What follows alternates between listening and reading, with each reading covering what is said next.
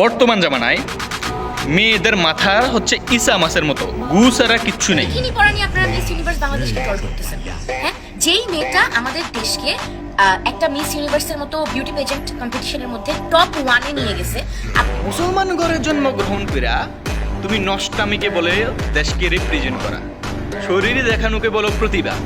শরীরে দেখানো যদি প্রতিভা হয়, প্রত্যেকটা মেয়েরই আছে। আপনাদের সবার ভোট পেয়ে নিজের যোগ্যতা দিয়ে তাকে আপনারা যোগ্যতার জন্য অ্যাপ্রিসিয়েট না করে, তাকে সেটার জন্য প্রশংসা না করে আপনারা বিকিনি পরার জন্য ট্রল করতেছেন। যোগ্যতা কাকে বলে জানো? যোগ্যতা হচ্ছে যে যার ভিতরে ট্যালেন্ট আছে। শরীরে দেখানো কোনোদিনও ট্যালেন্টের কাজ না। শরীর দেখানো, যে কেউ শরীর দেখাতে পারে, যে কোনো মেয়ের শরীর দেখাতে পারে, শরীর দেখায় বিশ্বের বুকে রিপ্রেজেন্ট করতে পারে যে কোনো মেয়ে। ওইটা কোনোদিনও প্রতিভা না, ওইটা কোনোদিনও যোগ্যতা না, ওইটা হচ্ছে যে নষ্টামি।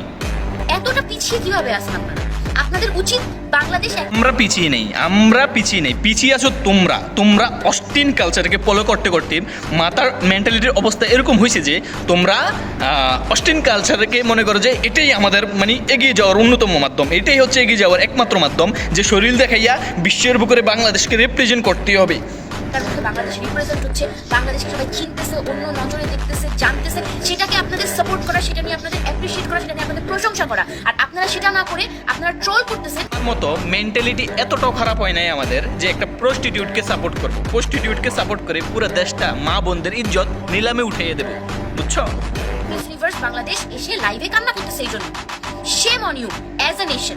ওই সময় রাসূল সাল্লাল্লাহু আলাইহি ওয়াসাল্লাম আসার আগে মেয়েদেরকে কেন জীবন্ত পুঁতে ফেলা হতো, এটার একটা মাত্র কারণ, তোমাদের মতো কিছু মেয়েরা যারা বিশ্বের বুকে ইয়া নষ্টামি করবা, পুরো সমাজ ব্যবস্থাকে ধ্বংস করে দিবা, বুঝছো?